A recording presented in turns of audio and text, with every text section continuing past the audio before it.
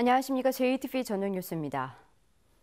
안철수 대표를 비롯한 국민의당 지도부가 오늘 전북을 찾았습니다. 국민의당은 기금운용본부 이전을 비롯한 전북의 현안 해결에 최선을 다하겠지만 19대 국회에서 탄소법 통과는 쉽지 않을 것으로 내다봤습니다. 김철 기자의 보도입니다.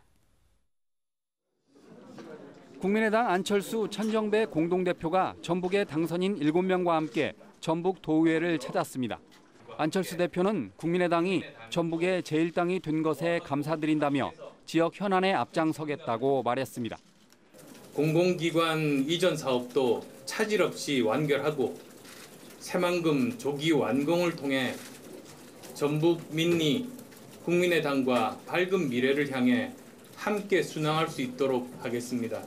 하지만 탄소산업 육성법의 경우 이달 말에 끝나는 19대 국회 통과가 힘들어 자동 폐기가 우려된다고 설명했습니다.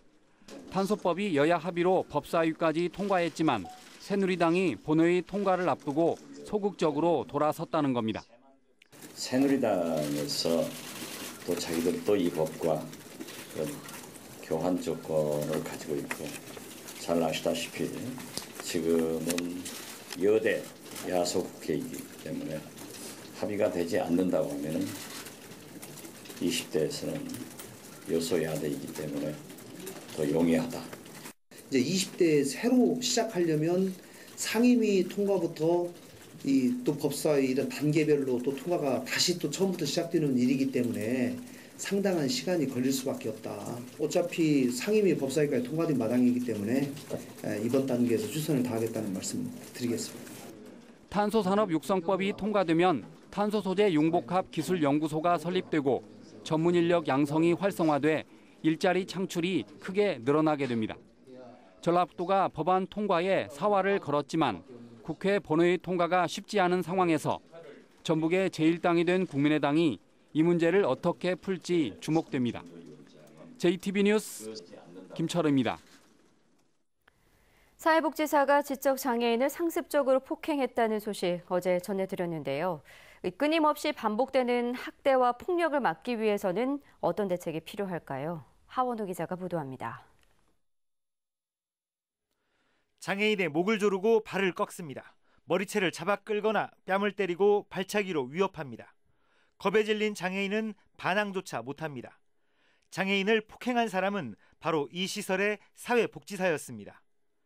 자림원에서는 시설 원장 등이 지적장애 여성 4명을 수차례 성폭행한 사실이 드러나 공분을 샀습니다. 전주의 한 장애인 시설 운영자는 지적장애인의 재산을 빼앗고 강제로 일을 시켜온 사실이 전주방송 취재 결과 드러나기도 했습니다. 이들 사건은 모두 지적장애인 시설에서 일어났고 내부 고발로 세상에 드러났습니다. 자치단체의 실태조사와 지도점검이 형식적인 수준에 그치고 있기 때문입니다. 저희들이 보조금을 주잖아요. 보조금을 주니까 이제 종사자 입상 관리, 예산 체계, 그다음에 안전 및 위생 관리 그런 쪽으로 이제 저희들이 지도 점검을 하거든요. 의사소통이 어렵고 낯선 사람에게 쉽게 마음을 열지 않는 지적장애인의 특성을 고려해 보다 정밀한 관찰과 상담이 필요한 이유입니다. 인권지킴이단이나 실태조사를 할 때에도 접촉면을 많이 넓힐 수 있는 그런 시스템적인 변화가 지금은 필요한 거죠. 그래야 자기 얘기를 할 수 있고. 시설 종사자들에 대한 처우 개선도 중요합니다. 연 2천만 원 안팎의 적은 임금에 온종일 장애인과 생활해야 하는 시설 종사자들의 스트레스는 위험 수준입니다. 하지만 이들에 대한 상담과 심리치료 프로그램은 없습니다. 스트레스가 너무 심해가지고 이직률도 굉장히 높고 자기네들 감정 조절도 힘든 상태로 가는 경우가 많습니다. 그래서 어떤 그분들의 스트레스나 감정을 조금 완화시킬 수 있는. 전문가들은 장애인 시설의 폭력과 학대를 개인의 문제로만 한정시켜서는 안 된다며 사회복지 시스템 전반에 대한 고민이 필요하다고 지적했습니다. JTB 뉴스 하원호입니다.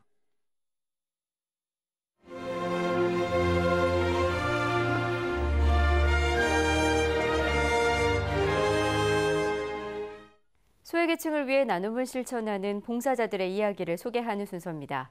장애인과 비장애인들이 함께 산에 오르며 서로를 이해하고 소통하는 시간을 가졌습니다. 김진영 기자입니다. 실록이 만들어낸 터널 아래로 휠체어 행렬이 이어집니다. 몸이 불편해 산행이 쉽지 않은 장애인들과 동행을 자처한 봉사자들입니다. 휠체어를 탄 장애인과 휠체어를 밀어주는 봉사자의 5km 여정이 시작됐습니다. 봉사자의 도움으로 수십 년 만에 첫 나들이를 나온 장애인은 눈부신 봄 햇살이 그저 반갑기만 합니다. 어디 뭐 아파트 밖으로 나가거나 이런 적이 한 번도 없어요. 너무너무 좋아요. 가슴이 팍 뛰는 거, 에너지가 넘치는 것 같아요. 다리를 대신한 휠체어는 시간이 걸리고 조금 불편할 뿐 걸림돌이 되지 못합니다. 마음이 맑고요. 기분도 좋고 좋은 경치도 보고 여러분도 뵙고 좋아요. 여기 물도 너무 좋고요. 가파른 길을 마주치면 서로가 힘을 합쳐 휠체어를 밀어주고 당겨줍니다. 올라오는 거는 힘들었는데 그 봉사장분들이 도와주셔가지고 괜찮았는 것 같아요. 하나, 둘, 셋, 출발! 산행이 끝날 무렵 참가자들은 희망의 풍선을 날리며 서로를 이해하는 시간을 가졌습니다. 밀어주는 사람도 없이 혼자서 이제 맨날 휠체어를 끄시는데 그런 게 많이 힘드실 텐데 저도 밀면서 그런 걸 좀 많이 느끼고 굉장히 힘들다는 걸 이해하게 됐어요. 화사한 봄 햇살 속에 서로를 격려하며 함께한 시간은 잊지 못할 추억이 됐습니다. JTBC 뉴스 김진영입니다. 전주의 한 고등학교 학생 15명이 식중독 증세를 보여 병원에서 치료를 받고 있습니다. 이들은 지난 14일 전주의 한 대학교에서 체육대회를 하고 학생 식당에서 식사하거나 외식업체에 도시락을 먹은 뒤 복통과 설사 등 식중독 의심 증세를 보였습니다.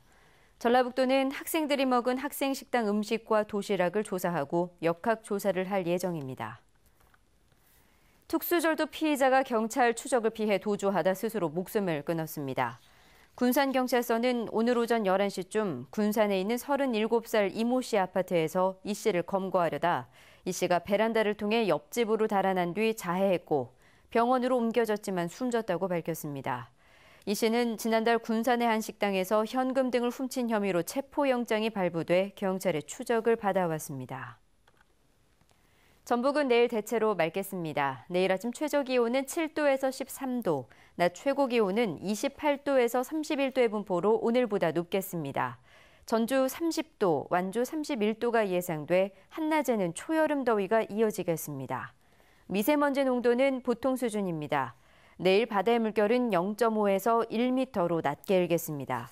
전주기상지청은 당분간 낮 기온이 평년보다 높은 분포를 보이면서 낮과 밤에 일교차가 크겠다며 건강관리에 주의를 당부했습니다. 이상으로 JTBC 저녁 뉴스를 마칩니다. 함께해 주신 여러분 고맙습니다.